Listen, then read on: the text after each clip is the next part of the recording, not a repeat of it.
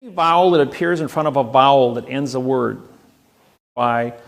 Any vowel that appears in front of a vowel that ends a word means contract. It's a two-letter contract. That's how you can tell these things. This is called parsate, P-A-R-S-E, parts of speech. S-C is Latin for speech. P-A-R is parts. So what I did was I studied parsate. I studied syntax. Syntax is how two words come together. And the word grammar is how a sentence is constructed. Do you know that all grammar, a correct worded sentence, only has one verb in it? The average sentence written by an attorney has anywhere from 3 to 5 verbs in it. Some sentences have adverb, verb, adverb, verb, adverb, verb. The whole sentence is written that way. There's not even an adjective or a pronoun, a preposition, article, or an effect. When you were in school, 5th grade, we studied prepositional phrases.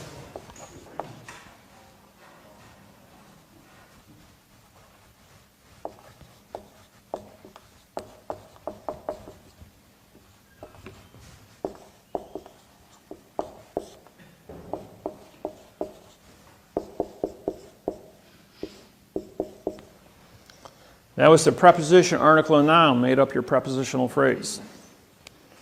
Mrs. Lusher was my 5th grade English teacher in Marion County Grade School in North Grove, Indiana. I grew up with the Amish, the Mennonite, and the Hoosiers. I come from North Grove, Indiana. My family's been there since 1834. North Grove, Indiana was where the first house in the state of Indiana was built by my cousin. My fifth cousin on my mother's side. But we came here from Pennsylvania. I'm Cherokee. My great-great-grandmother was full-blooded Cherokee, and my grandfather came to Switzerland in 1780. Settled here in North Grove, Indiana. Half the people in the town are related to me as great aunts and great uncles, and going all the way back to 1834. My cousin, who I played with in 1957, was born in 1838. She died in 1957 when I was 8 years old. 114 years old she was, living in the same house her parents built in North Grove, Indiana. Isn't that something? She's in the Guinness Book of World Records. This is one of the oldest people living. And I think she's probably one of the oldest ones in Indiana. And I used to work on the farms with the Quakers and the Amish here in Indiana, cutting hay and driving tractors, and I had my fun playing in the hay, the harvest time. So I'm fully aware of the politics and everything. And Mrs. Lusher, my English teacher, was my next door neighbor. We had an 80-acre farm with 40 pigs. We had 40 head of cattle, and we were farmers too. My mom and dad gave that a shot. I had six brothers and sisters, so big family. When we studied prepositions, pre meant no, position. An article, anytime you have a vowel and two consonants, ART, we have no ownership. So if you have no position and you have no ownership, you have a no-no. N-O is no and UN is no in Latin, better known as the noun. So what we did is when we disqualified this in 1999, we had to come up with a brand new answer for a mathematical interface on grammar. So we did this. We had a position, dropping the word pre. And the word lodio is spelled L-O, which is location, D-I is original, A-L is contract. And if you have ownership, in other words, for my pen, for is a position, my is lodio, and pen would then become a fact. Now, if I just were to drop one of these two positions here and say my pen and drop the word for, or with my pen, and I drop the word with, and just say my pen, my becomes an adverb, and an adverb modifies a verb. Modification is change, change is motion, motion is action, action is verb. See, in all ADV, Vowel two consonants, modifier. EDJ, adjective. Color, modifier. PRO, no. NO, no. UN, no. They gave us a lot of negative choices, all to go with this sentence here. When you graduate from judge school, you learn this article. You learn this. All judges, attorneys, lawyers, politicians all swear the same oath that no law or fact shall be retried in court. And no is a negative. That's why the sign says no trespassing, no parking, no don't walk. And see what the sign should read: for the trespassing on this land is with the fee of the $5,000. For the parking of the car in this space is with the fee of the $500. That's a performance contract. Everyone understands performance contracts. Now I have the Pizza Hut next to the Outback Steakhouse. Very popular places on Saturday night and Friday night. And the people came to my seminar from Pizza Hut. They said, you know, we've got 2 spaces reserved for delivery. And everybody parks in there, and my delivery guy's got no place to park. I says, well, put a sign up. For the parking of the car is with the crushing and melting. The sign next to it says, for the parking of the car is with the fee of the $500. No one ever parked in those 2 parking spaces again, except the delivery man. Problem solved, because everyone understands the performance contract. Now, here's another little quirk, point of information. Somebody impounds your car. You parked it where it wasn't supposed to be parked, and they towed it, put it in an impound lot. And the guy wants some $250 for towing and $100 a day for storage. Well, anybody that's in possession of your vehicle that doesn't have title to it is renting your vehicle. So you send him a true bill for renting your automobile for as long as he's had it. If you want to go down to the local courthouse, you can pull up a lawsuit by Avis Rent-A-Car or Hertz Rent-A-Car, copy it, and sue the tow truck company. Or if a police officer orders a tow truck company to remove your vehicle from the highway and he won't give it back to you, send him a true bill for for rent-a-car. Your car will be back in 1 day, maybe a couple hours. Works every time. Just a little plug there.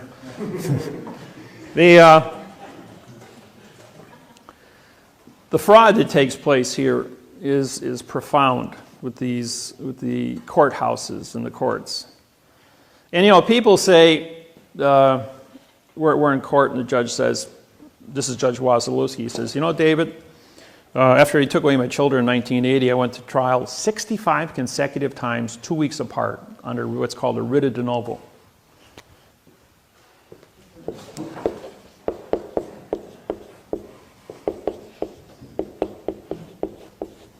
Now, this is a pronoun, adverb, adverb, verb, but if you put for the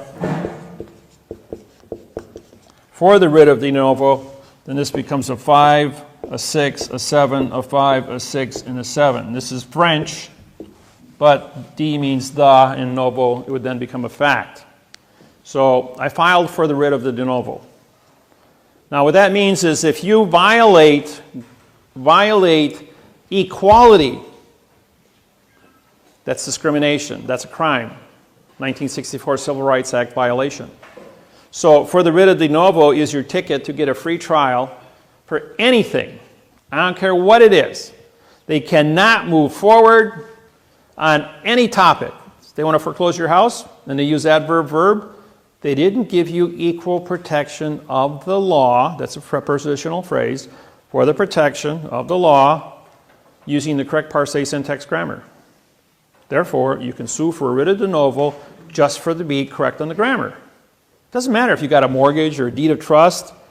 Indiana uses the terminology mortgage. California uses the terminology deed of trust.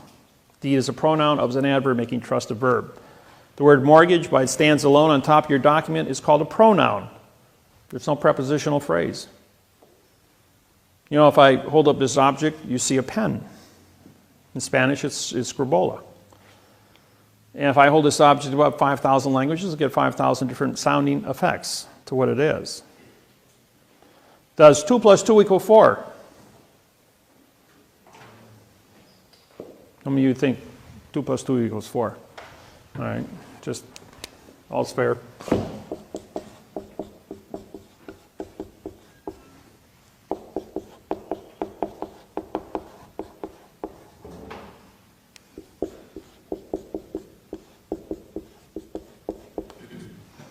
Did you hear what I said, what I meant, what I said, what I said, what I meant, what I said?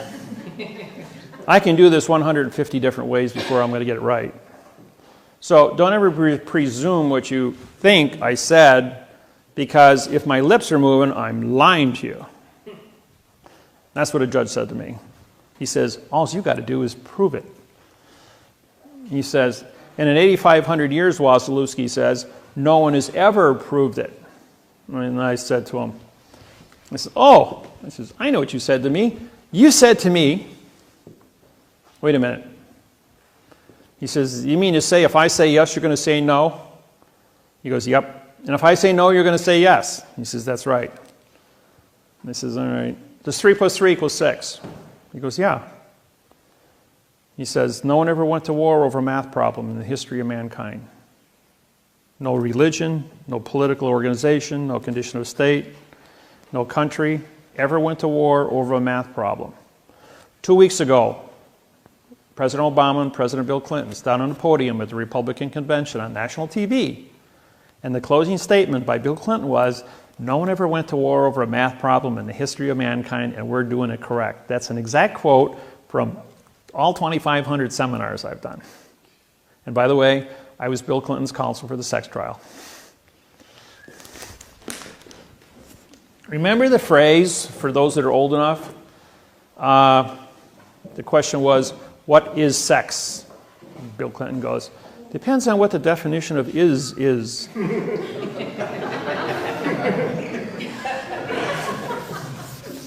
then Bill Clinton turns to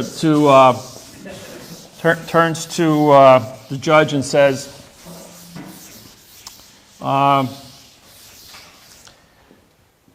I just showed the American people a verb is and a noun is. Would you like me to show them another verb and another noun? And the judge stands up and says, there will be no further questions, Mr. President. This court stands adjourned. Well, every newspaper, TV, announcer, magazine had a comment about that. It became a very, very, very famous phrase. And that famous phrase was one question and a demur. The word demur means to answer a question with a question. And the trial was over. And so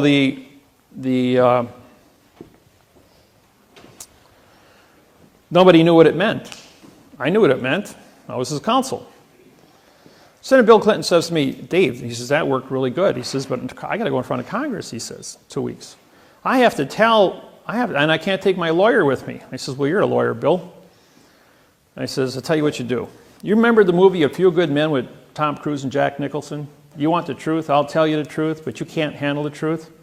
Jack Nicholson won Best Actor for that phrase on the witness stand. And the movie won Best